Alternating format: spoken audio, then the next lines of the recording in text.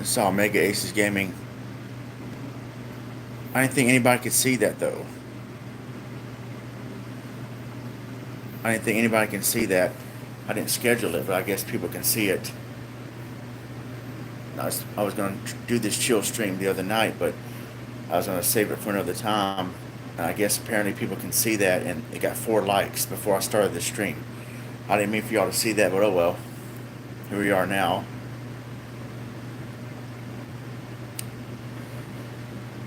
Yeah, I was going to stream Mega Man 2 the other night, but could not do it. My computer's having problems. I don't know if I can stream while I'm down here. I'm going to have to wait till I get back to Mexico to stream again. But that's alright. I can at least do a stream like this. Might get the computer fixed this week, but I don't know. I was hoping to stream in the late nights while I'm down here, but my computer's just not letting me do it. But oh well. Hope you guys are doing good tonight.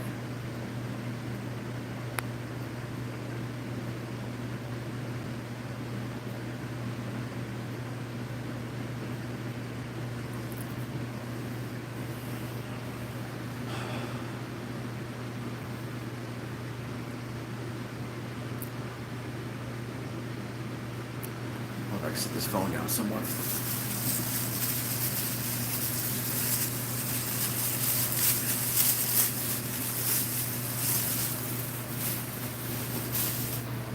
Right here, we'll see.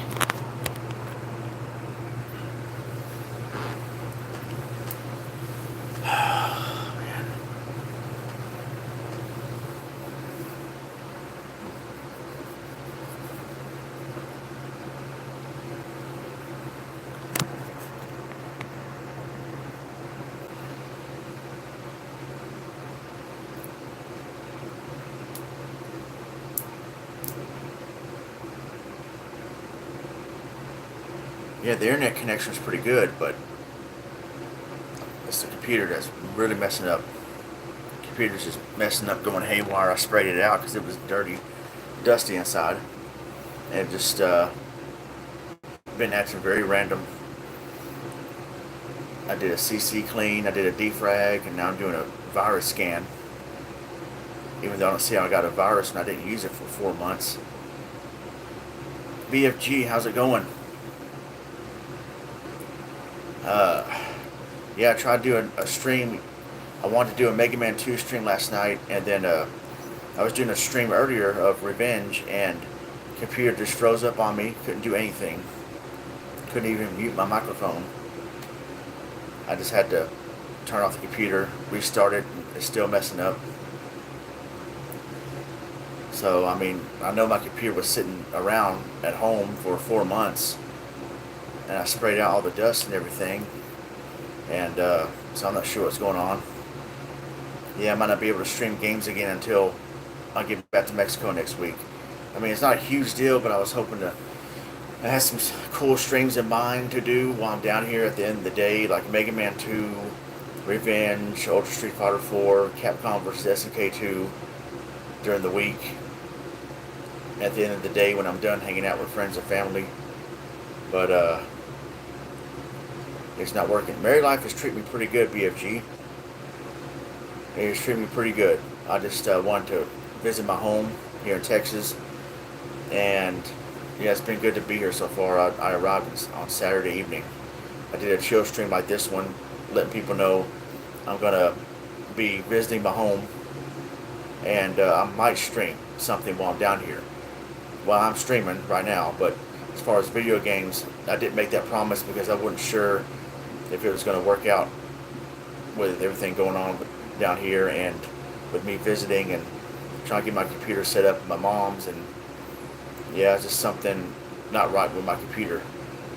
So I'm going to have to wait till I get back to Mexico next week. I go back to Mexico June 9th, Wednesday, June 9th, and so I might be streaming again maybe that Thursday, June 10th, a chill stream or something. Yeah, I got to figure out what's going on with my computer here at home. The one in Mexico is working much better. And man, before I moved in January to Mexico, this computer was working pretty decent. It was just real slow in processing things when you rebooted the computer. But man, I mean, I'm not sure what the heck is going on. I got a friend of mine that has been helping me out a little bit, but he's been too busy to really come over and help me. He's been kind of walking me through everything over the phone. Yeah, thanks. Hopefully I get the PC issues worked out too. If not, oh well. I can start streaming again next week, worst case scenario. Sometime like maybe not this Thursday, but the Thursday after. Yeah, I was streaming Revenge. WCW NWO Revenge. And a few people came in to chill, and then the stream just, man, stopped. The computer froze. It's not the internet, it's the computer. It froze. And I thought I had enough issues with my computer and internet connection in Mexico. This is even worse down here, but it's the PC. It's something up with it. Yeah, it's pretty frustrating, but I thought I'd at least do a chill stream of this for you guys. If I don't do any other streams this week, I'll try it again maybe tomorrow, whenever. See if what me and my friend can work out as far as what's wrong with the computer and what's going on. So, because I really wanted to stream some games for you guys a little bit, and the chill streams too. I should have done a test stream. I did do a test stream. The internet connection is fine. Nothing wrong with the internet. It's just a computer. I wonder if tomorrow I could do a test stream where I let the CPU run itself and I'm kind of away from the stream, and see how long it lasts after me and my friend figure out maybe what to do. Yeah, Hugo, how's it going? Yeah, no ECW stream. It was, man, yeah, it's just my computer. It's very frustrating. My computer. Couldn't play a game tonight. Couldn't do it Monday night. That's why I didn't promise to schedule any streams, because I wasn't sure of the setup, the situation down here. I'm glad I didn't promise anything. I just told people I might stream Mega Man 2 Monday night. I might do this, I might do that. I mean, I have plans to stream ECW Hardcore Revolution. I have plans to stream Ultra Street Fighter 4, Ninja Gaiden while I'm down here. Hey, Loveliness, how's it going? Love Lines, excuse me, Loveliness. Love Lines, how's it going? Castlevania Love Lines. How you doing tonight? Hopefully doing good.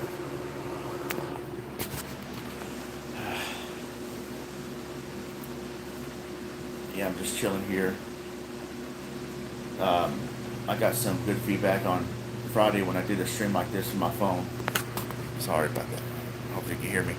When I did a stream like this on my phone Friday, I got good feedback saying I should maybe do this once a week.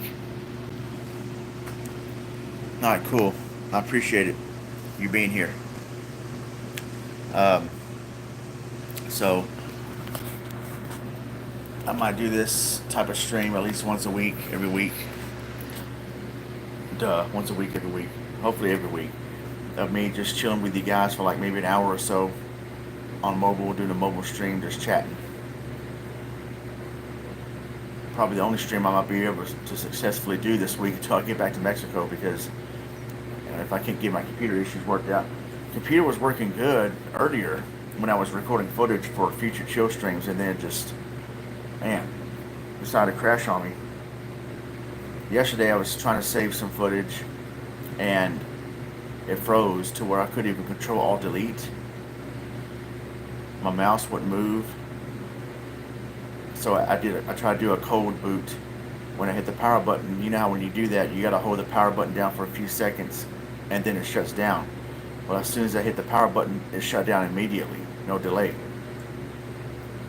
And it rebooted again, and it gave me an image of overheating or something. And my friend said, yeah, open up your tower and spray it out with canned air. And I did. It was real dusty, and I sprayed it out real good today. Sprayed out the best I could. It looked better than it did before. Turned it back on, and then it says something about overclocking, which I'm not even sure what the heck that is. I've heard of it, but I'm not sure what overclocking is. But I looked at the settings or whatever, the BIOS or whatever I got to look at, and but my friend told me to do this, but I had already rebooted the computer. I said, oh, well, I just rebooted the computer. Should I restart it again and do what you told me? He said, no, leave it like that. It's fine. But if it gives you any more problems, then we'll probably try to do something else. So I'm going to try to get a hold of him tomorrow and see what to do about my computer, see if I can get any further with it. Right now, I downloaded antivirus software in case there's a virus and something's messing it up. Maybe it's COVID. Maybe the computer should wear a face mask or something to get vaccinated. A digital vaccination.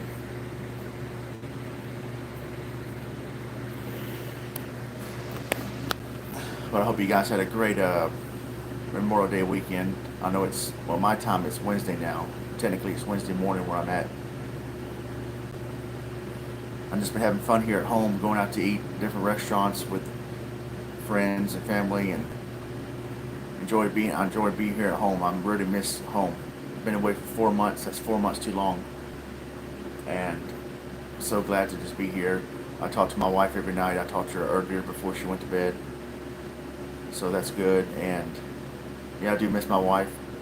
But and she could not come with me because she's in the midst of her immigration process, so that we can live here in the States together, and that's going to take a while.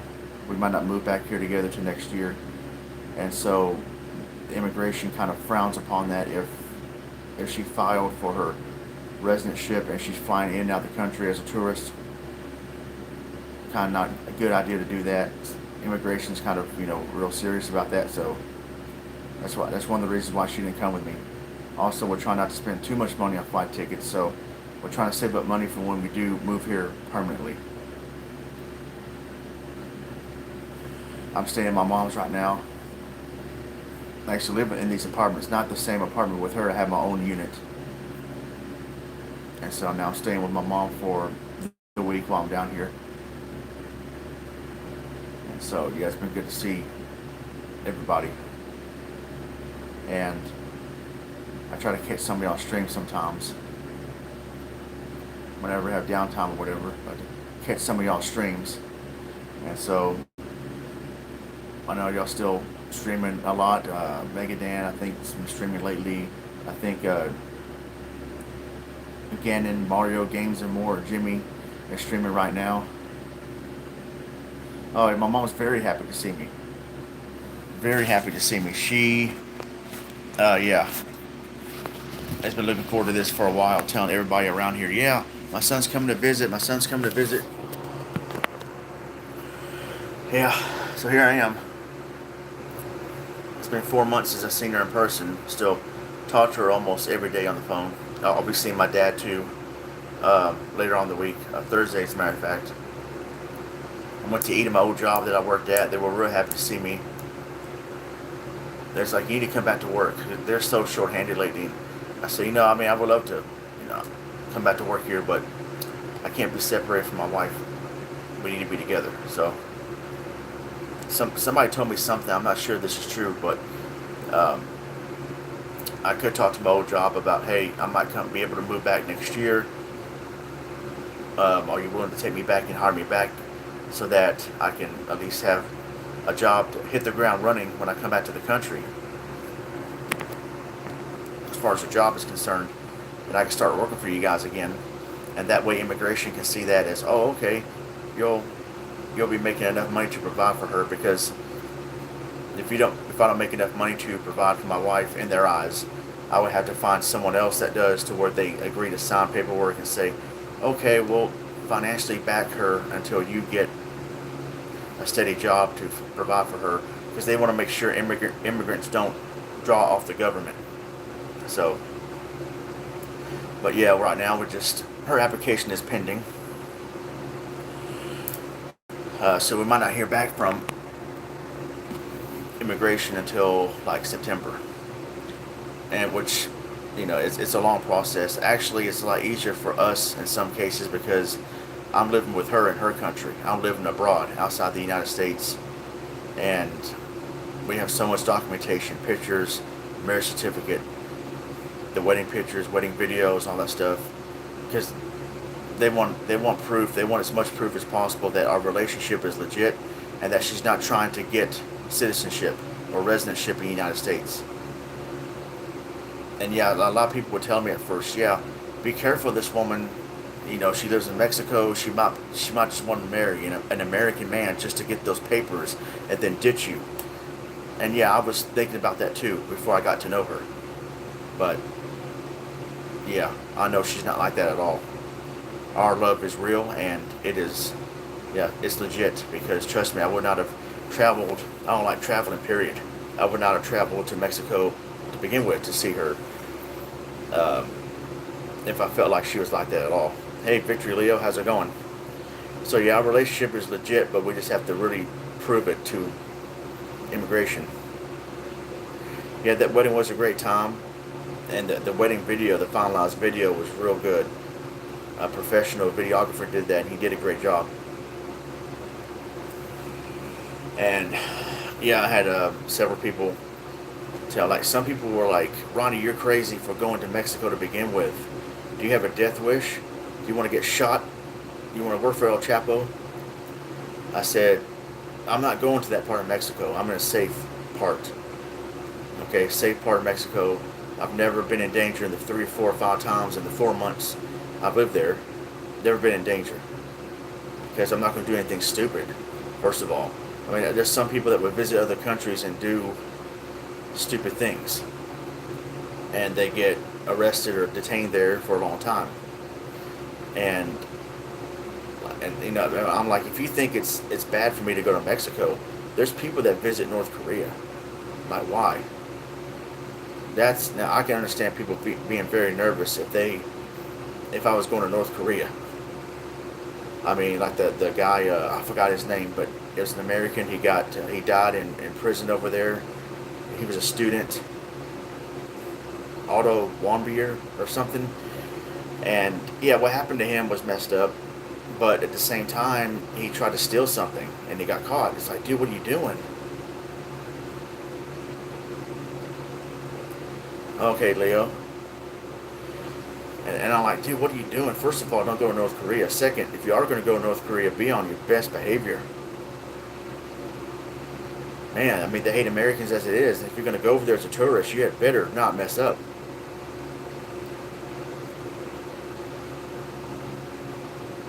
Yeah, well, yeah, thanks, BFG. But I do see where they're coming from. They weren't, like, really hating on me or hating on her. Like, these are good people that were telling me, like one person said, hey, no offense, but just be careful with this woman, because a lot of people from not just Mexico but other countries want to try to marry their way into the United States. And that is true. Some people do that. Now, this woman is not like that at all. But at first I was skeptical because I didn't know her that well. We were talking, in the beginning, just getting to know each other. So I took that into consideration. But after meeting her in person and us being in a relationship for a while, yeah, I knew she was not like that at all. But then there's people that were really getting on my nerves, saying, "Man, you're not going to survive in Mexico. You're a white guy, and you're going to get drug trafficked, and El Chapo is going to make you work for him." No, I'm not even going to that part. First of all, he's in prison. I know he's broken out before, but I mean, thanks, Leo. Appreciate that. And also, again, I'm going to a safe part. I'm in a safe part of Mexico, like on the other side of Mexico. And so, yeah, and there's I've seen several other Americans live there, and non-Hispanics live there. Or visit. I actually know a white guy named Kevin, who he's bilingual and he teaches English, and he's married over there and has kids. So, yeah, safe. There's some good safe parts of Mexico to live in. Where I'm at, it's not a bad place at all to live. I just miss my home here in the United States. But I moved over there because she has a tourist visa. If she came over here to get married just on a tourist visa alone, sure, that's okay. But now we got to start, we need to start the immigration process for a residentship. And if she were to have done that, she wouldn't be allowed to see her family for like 2 or 3 years, because or if she did leave the country to see her family, they would not let her back in, because she would have to get residentship first. So if she would have moved here and we got married here in the States instead, she would have not gotten to see her family for 2 or 3 years. That would have been hard on her. And she said, why don't you just live here for a while? We have the wedding here. And we couldn't have the wedding there and then fly back here, because, the papers and immigration and all that stuff. Oh, so I got married there. And if we try to be sneaky and come over here without telling them that, well, then she would definitely not be able to come here. And we couldn't get married over there and then start a new life here. Immigration rules. So I got married there, decided to live there with her for a while until her residentship gets approved here. Then we moved back together. And me as a U.S. citizen, I would be allowed to fly like I am now. I'm here in the States because I'm a citizen and I can come and go as I wish. I have a valid passport. I can see my family and friends pretty much when I want. She would not be able to do that if she had moved here, because of the immigration process. She has to get that approved first. Then when she gets her residentship, then we can fly to and from Mexico as often as we want together. And I freaking hate airports. I'm not a traveler anyway, and I hate airports. It's not the airplane. Airplane, fine. It's the airport. And I just the stress of, for those of you who've gone through airports, you know what it's like. You go through airports, you got to check in, and now with the COVID protocols, you got to get tested or fill out this questionnaire, check in, check out, find your terminal, find your gate. Yeah, watch out for skinwalkers. Skinwalker, Texas Ranger. I hate airports. I've got more used to it, but man, I got a little bit of PTSD when it comes to airports, man. I mean, my very first time when I went to go see her back in April 2019. Keep in mind, I've never flown before. I've never been to an airport before. I never bought a ticket before. So I never had a passport. I did not know how to get a passport. So my wife walked me through all that. How to get a passport, how much it's going to cost, how to buy a flight ticket online, where to go, how to compare prices, and all that stuff. So she walked me through all that, and other people would give me advice about airports and what to expect. And my first time in an airport, my first time ever traveling in the airport in an airplane, it had to be international. So that day, I arrived at the airport for the first time. There's a storm.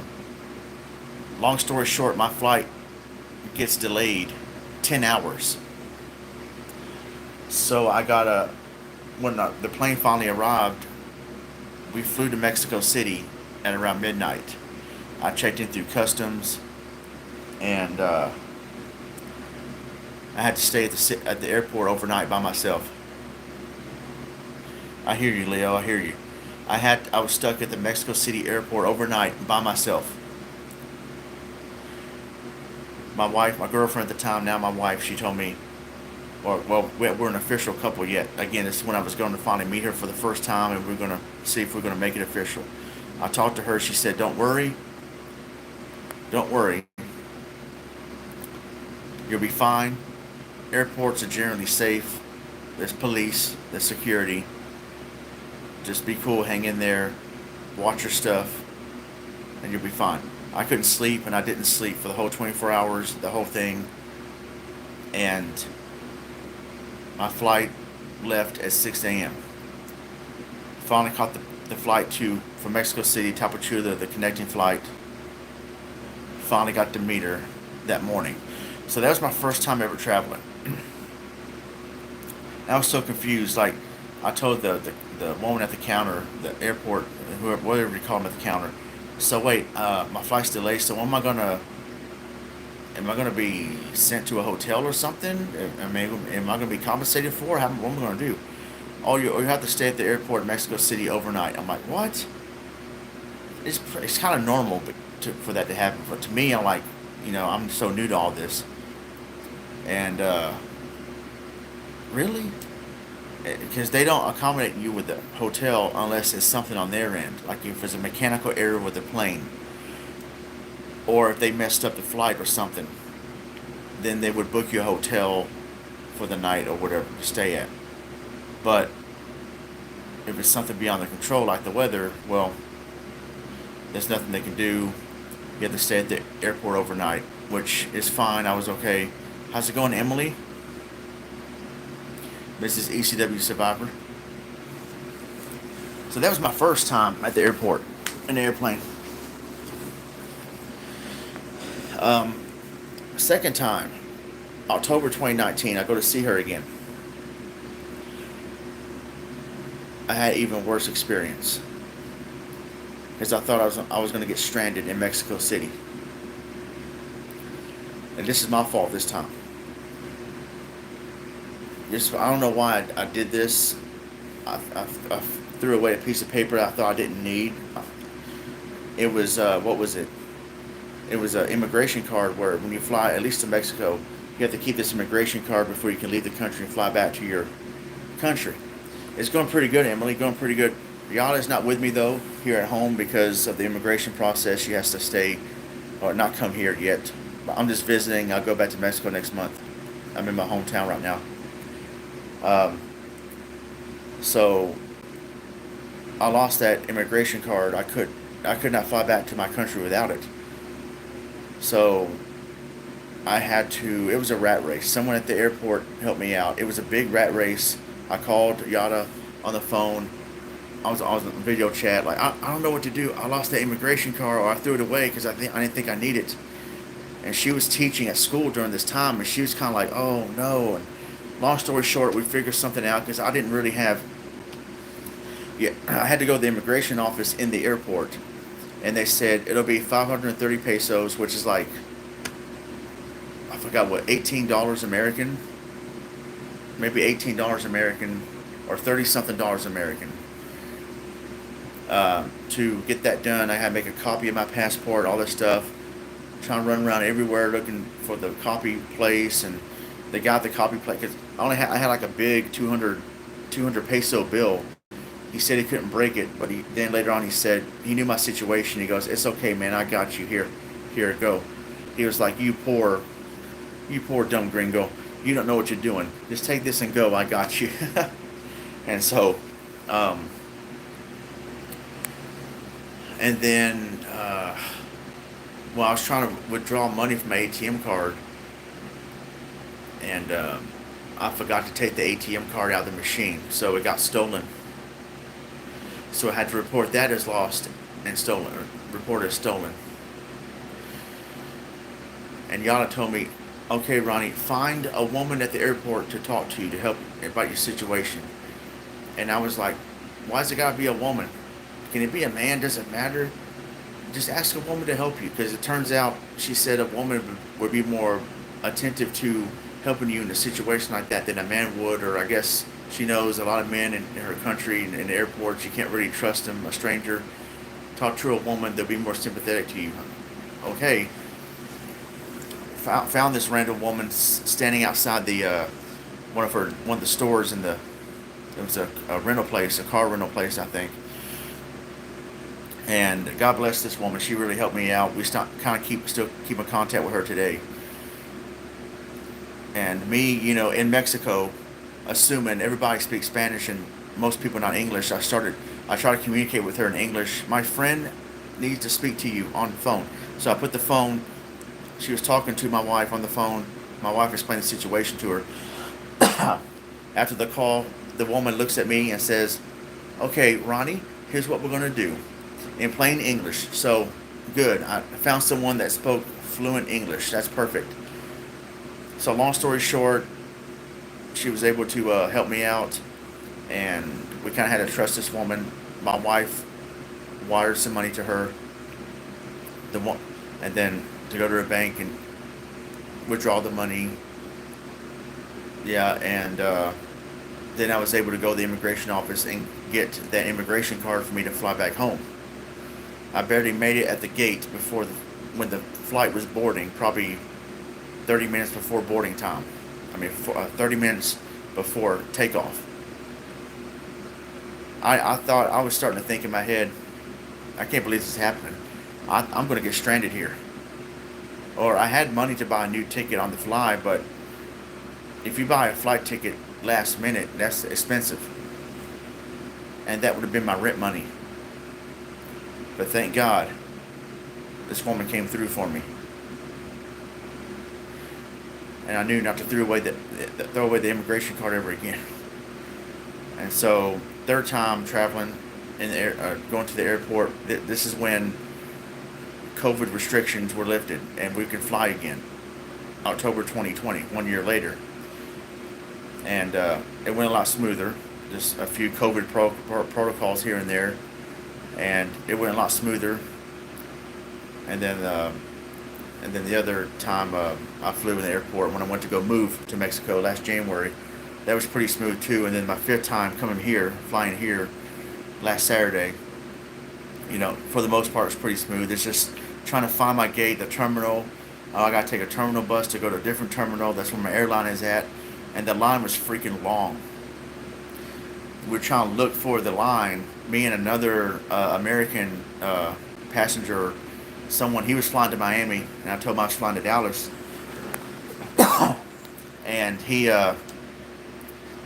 we were trying to look for the line. We couldn't tell where the beginning was of the line. And we found where the beginning of the line was. It was ridiculously long, but it was moving fairly quickly for a mile long line. It's like that movie, The Christmas Story, where Ralphie and his little brother were right there, and this man goes, "Hey kid, what are you doing?" "We're here to see Santa." "No, the line ends here. It begins there." And the line is like all the way across the store. That's how long the line was, probably even longer at the airport that day. And the guy I spoke to, he told me, "You think with COVID restrictions it wouldn't be this busy?" No, it was busy. It was a long line, but we got to it, had to fill out the COVID questionnaire. I had my COVID test, where of course I tested negative. You have to test negative before they let you fly back into the country. And so we have to wear face masks all the time at the airport and on the airplane unless you're eating. And then by the end of the whole travel experience for that day, I get a headache because of, I guess, the stress and then the face mask, constantly wearing that all the time.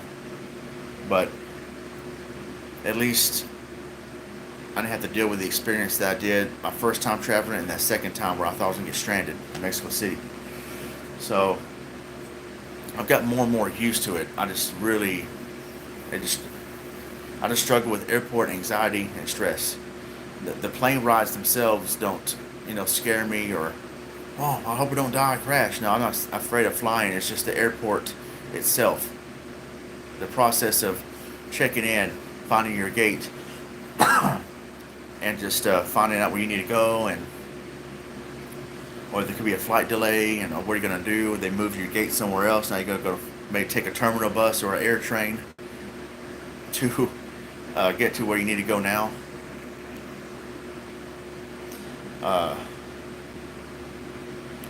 And so, yeah, just it can be pretty stressful. I'm still new to this mobile streaming stuff here.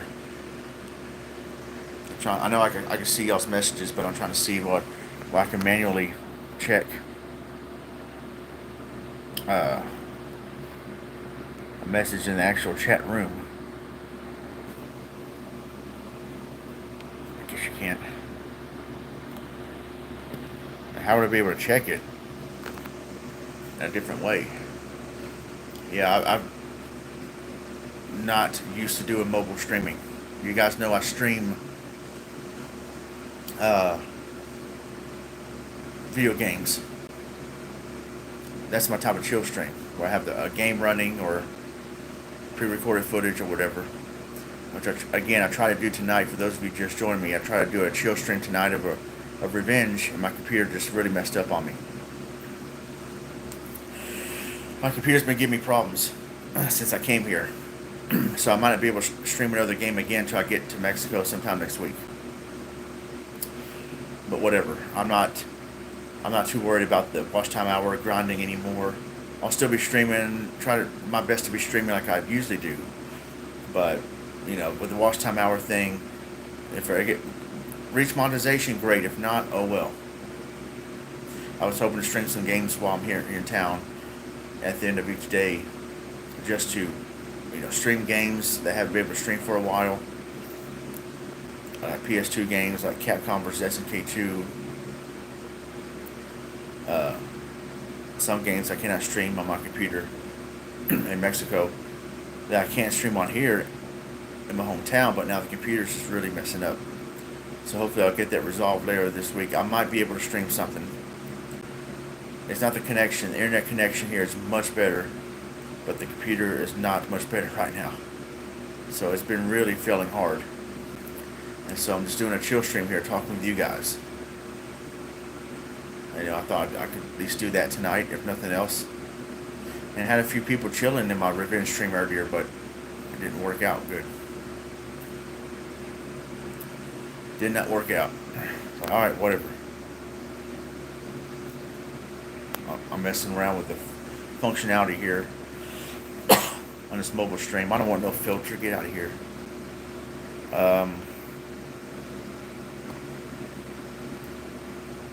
Okay, I figured something out here.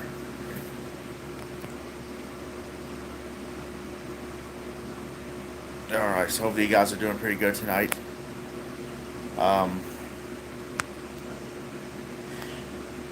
Yeah, so next week I'll be doing some more streams for sure, because my computer over there is still working. And over here, again, I hope to do something, stream a game for you guys, at least one game while I'm over here. And at the end of the day, because during the day I'm having fun, spending time with my mom and my friends and family, going out to eat or going to their house or have a movie night or whatever. And then at the very end of the day, like close to midnight, when I have time, is when I was planning on streaming for a couple of hours. Or maybe have a chill stream running all night, like I do sometimes. Can't do that, though, if the computer won't let me. But, alright, Loveline's still here. I don't know what HAGD stands for, but thank you for being here. Oh, have a good day. I guess that's what it means. Probably totally wrong, but it's a decent guess. Hey, you guys like my Contra shirt? This Contra shirt is getting faded, though. I had it for a long time. I had it since 2018. It's getting a little bit faded, but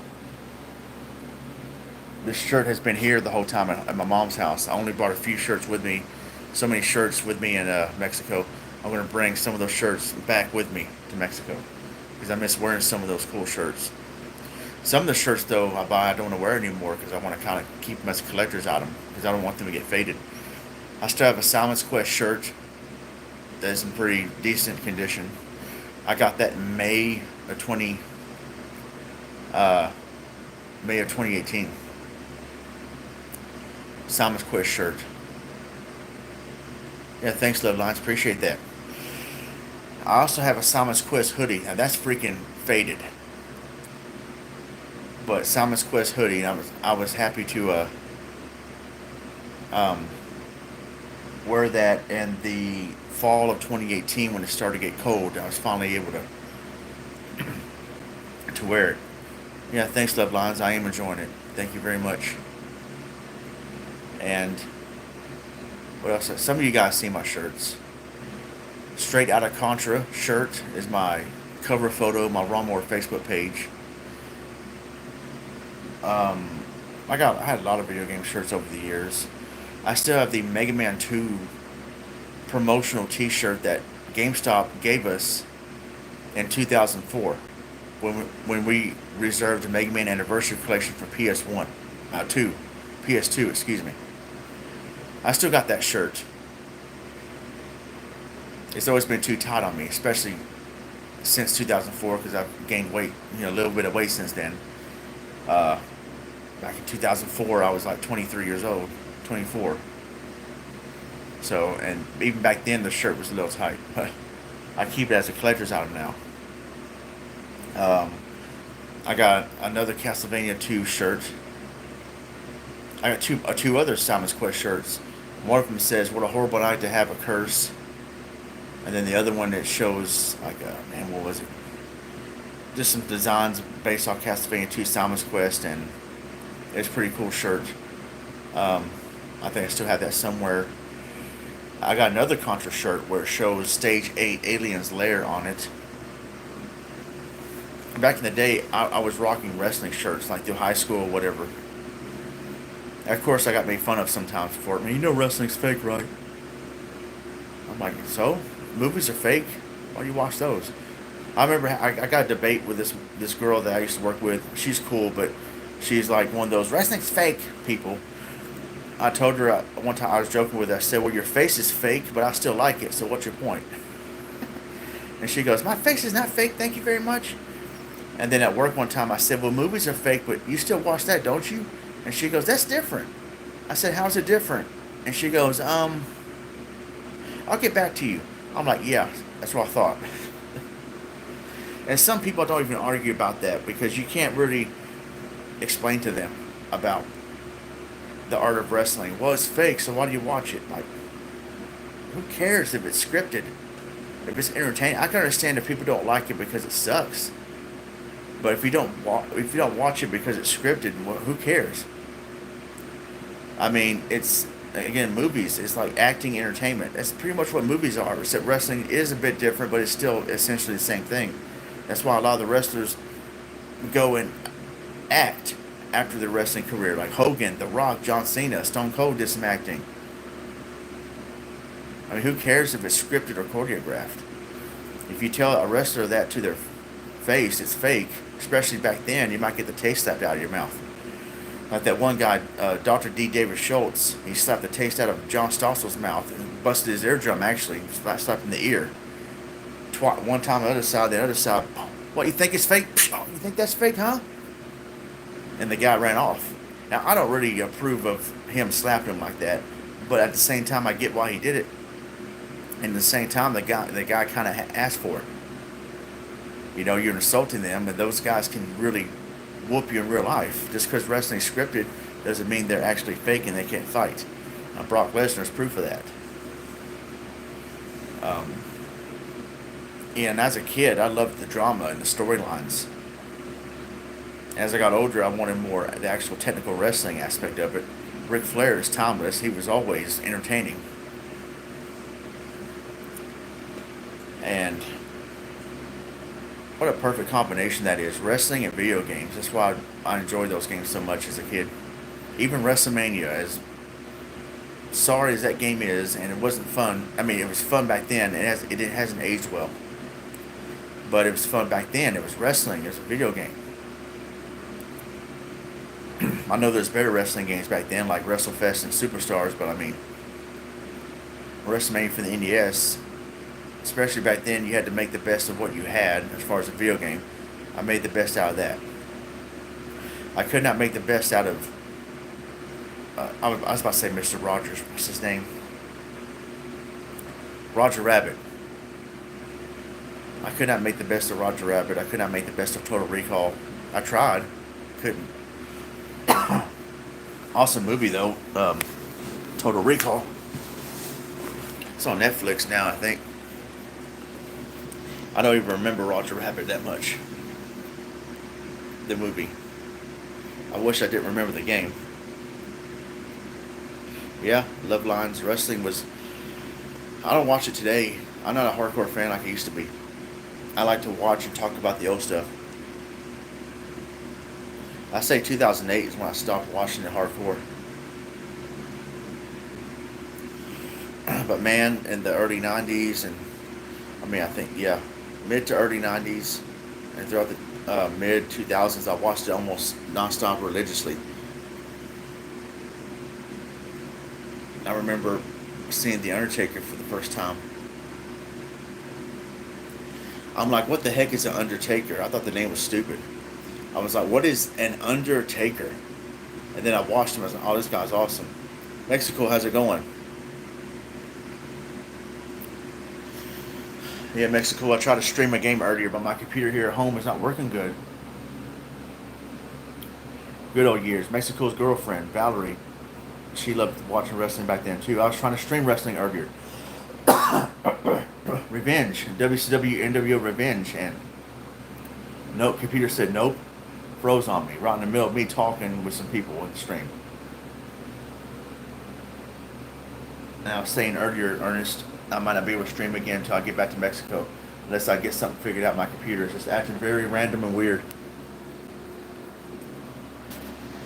Jake the Snake Roberts, I remember that. I remember that snake that bit Macho Man.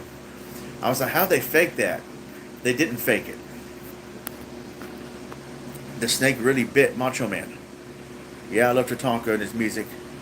That snake really bit Macho Man for real. It was just devenomized. It was just devenomized. But that snake bite was real. Hulk Hogan, yeah, small time favorite. The thing about Hogan, he couldn't really wrestle that good. But he's one of those wrestlers that didn't need to.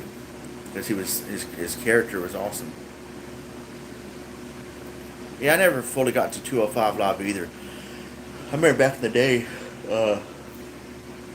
Rey Mysterio, Juventud Guerrera, Ultimo Dragon, Dean Malenko, Eddie Guerrero. Man, dude. Jushin Thunder Liger.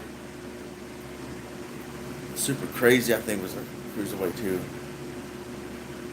85, 2010. Yeah, 85. I think I first watched it in 87, 88. When Hulkamania was big. But I used to also watch WCW, NWA, and US, no, WCCW, where the Von Erichs wrestled in Dallas and Sportatorium. I didn't just watch the WWF. I watched those other two things, WCW and WCCW, World Class Championship Wrestling. I used to watch that with my grandparents every Saturday night. That announcer, Mark Lawrence, is kind of funny. Welcome, Mark Lawrence here, and we're going to watch Kerry Von Erich here at the Sportatorium in Dallas, Texas. It's like his voice is kind of monotone.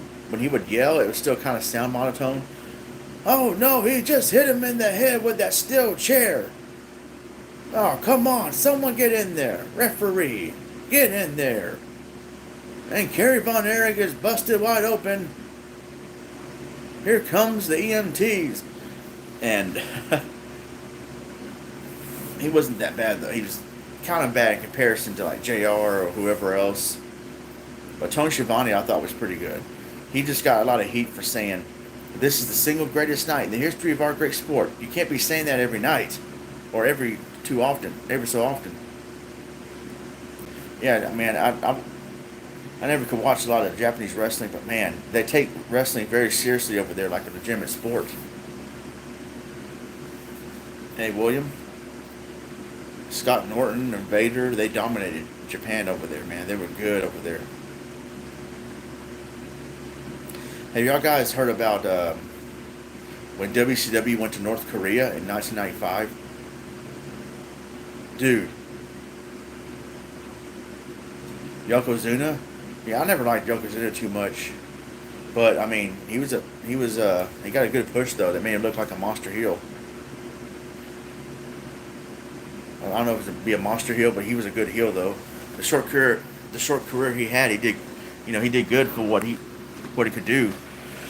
I mean, Andre the Giant couldn't really wrestle either, but he was a spectacle.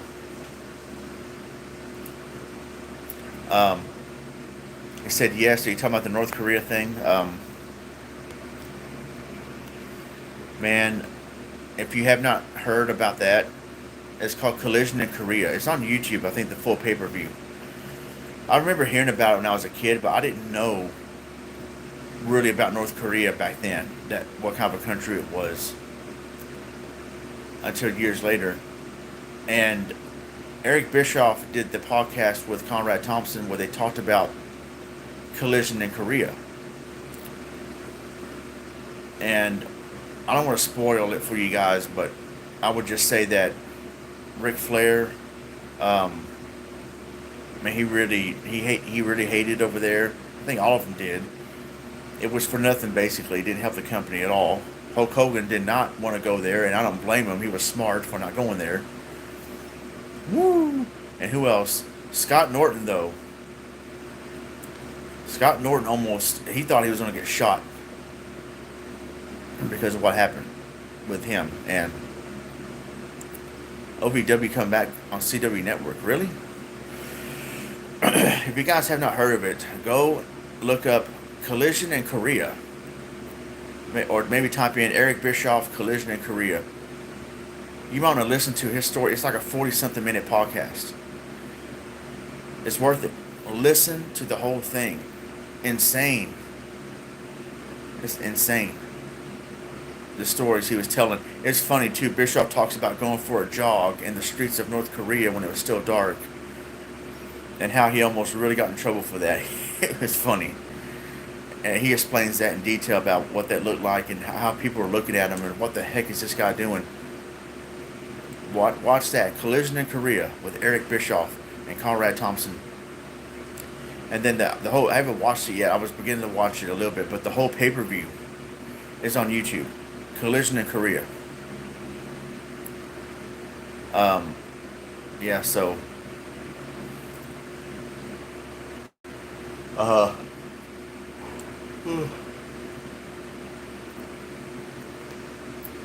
couldn't imagine being in their situation. Yeah, Mexico is worth it. Watch it sit down with Valerie or somebody and watch it.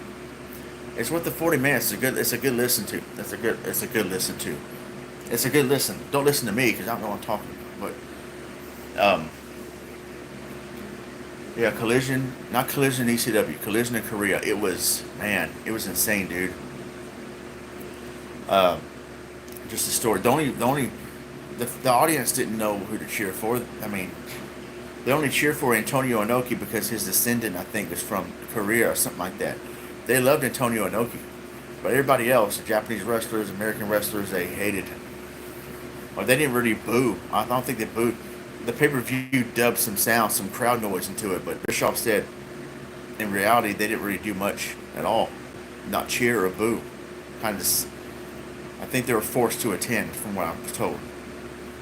They had 200,000 people in attendance, which doesn't count because they were pretty much forced to go. I think it's how much it was, 200,000 people in attendance. I might be wrong. I might be exaggerating the number a little bit, but you can look it up. Collision in Korea pay-per-view and look up the attendance number. It was ridiculous.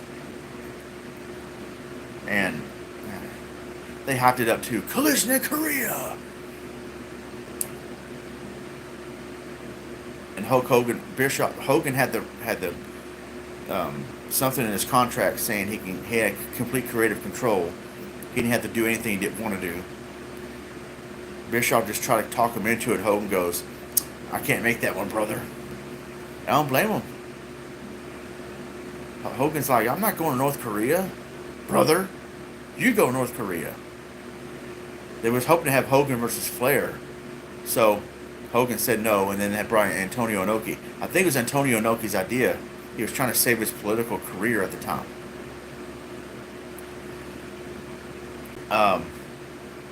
Bischoff said in hindsight he should have never gone there. Never. He explained why he did it, but he said, yeah, I should have never gone there. It didn't even make much of a difference to even help the company. I want to watch the wrestling, the pay-per-view, though, out of curiosity, just to see, I guess the matches. You had Ric Flair and Antonio Inoki, the main event.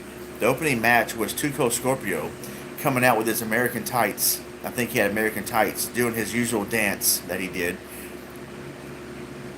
And Chris Benoit was his opponent. So that was the first match. And Legion of Doom wrestled there in a match against somebody. Scott Norton, the Steiner brothers, I think, wrestled there.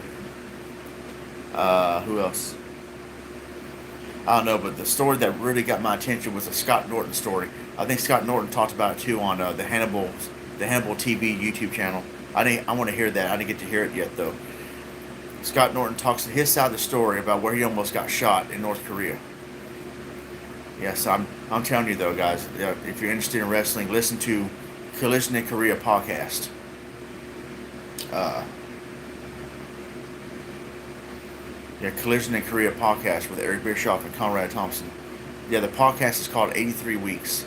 I think Bischoff still does that podcast with Conrad sometimes. It's worth it. 40 something minutes. And I was like, man, this what?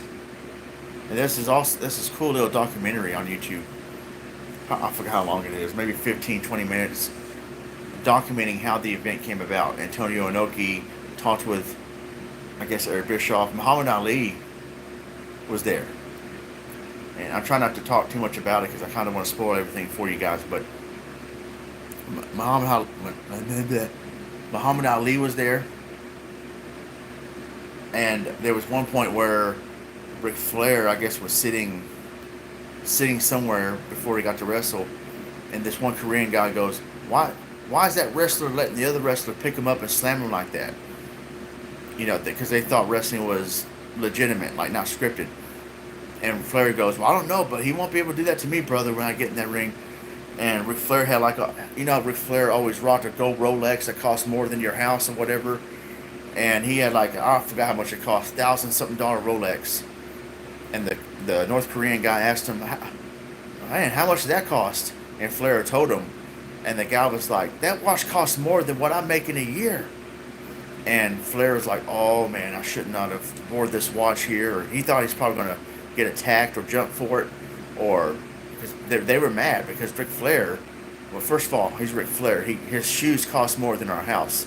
Second, it's not just Ric Flair, but a lot of wrestlers make big money. And a lot of people in North Korea, they didn't make nearly that. Like, a lot of the stuff you would own is probably more than what they made over there in a year. So there was some jealousy there, and they were hating on him. And so,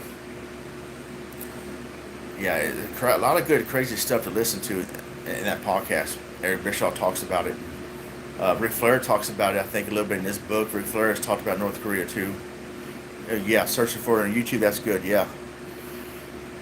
It's worth a listen. Okay. And yeah, North Korea has always kind of intrigued me a bit. And when I had heard about the wrestling event and I did research on it, I'm like, yeah, y'all should not have gone. I mean, thankfully they all survived, including Scott Norton, barely, but yeah. And then you just,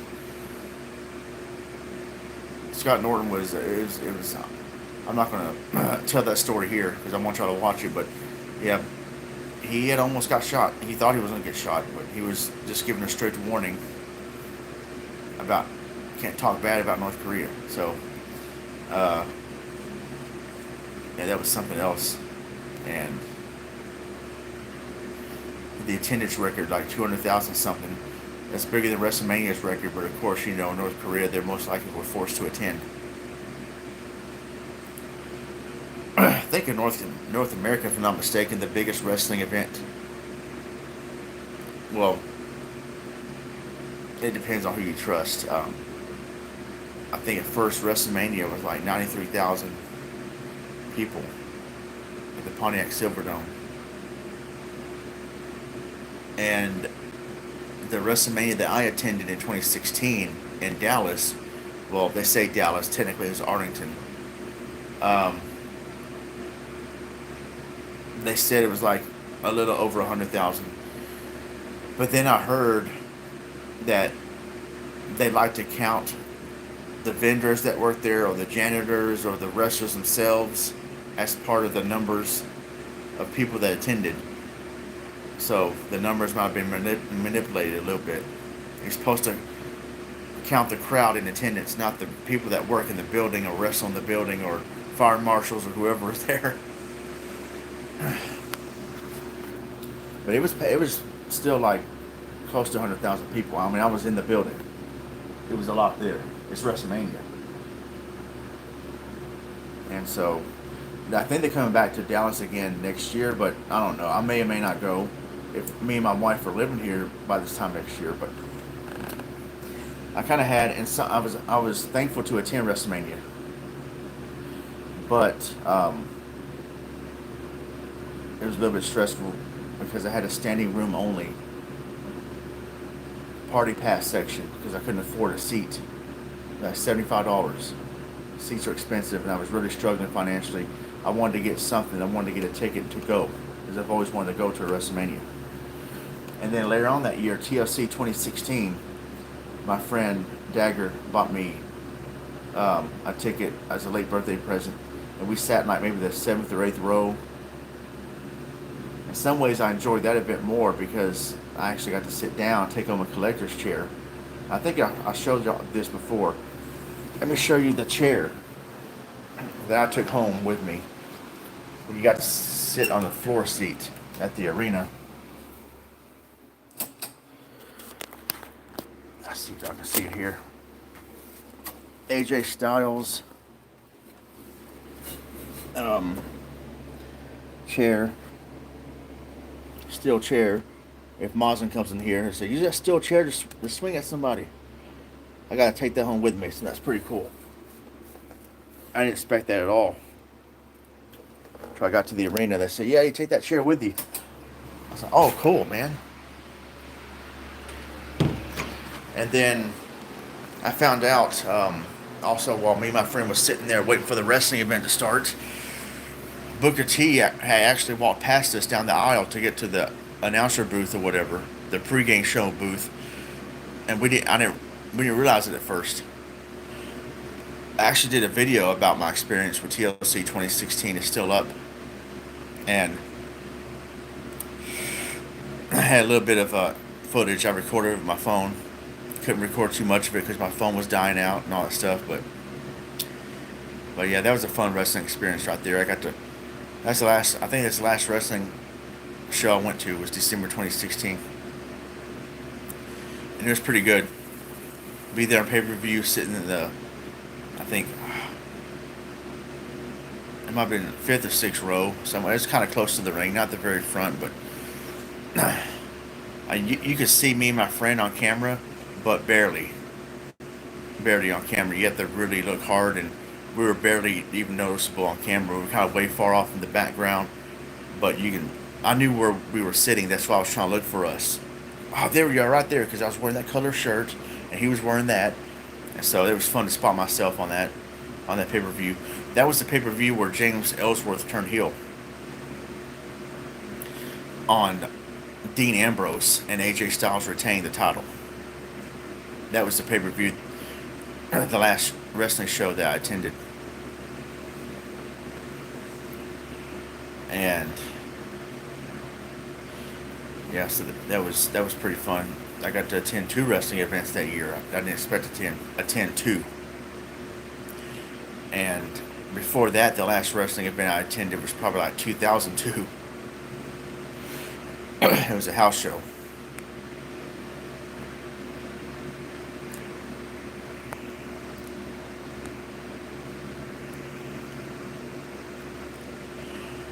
Yeah, so, alright guys, I'm probably going to go ahead and get off of this stream. It was good to chill with you guys for an hour. I wish I could have streamed a game for you tonight. Hopefully later on this week I'm going to get the computer sorted out. But, yeah, I'm glad to at least chill with you guys tonight. Thank you guys for hanging out. I really appreciate you guys a lot. Mexico, Loveliness, Love Lines, BFG, William, all you guys. I thank you very much for coming in and chilling for a little bit. I'm about to go ahead and log off and maybe go to sleep for the night before I do some more activities tomorrow. I'm enjoying my time here at home. It's great to visit home. Really great. I miss being home, and I do miss my wife, but I'll see her again next week, and I talk to her every day on video chat, so it's all good. I'm enjoying my time here. So, thank you guys for stopping by. I really appreciate you guys a lot. And I hope you guys have a great night. And I'll see you guys later. I'm Ron Moore. God bless. Take care.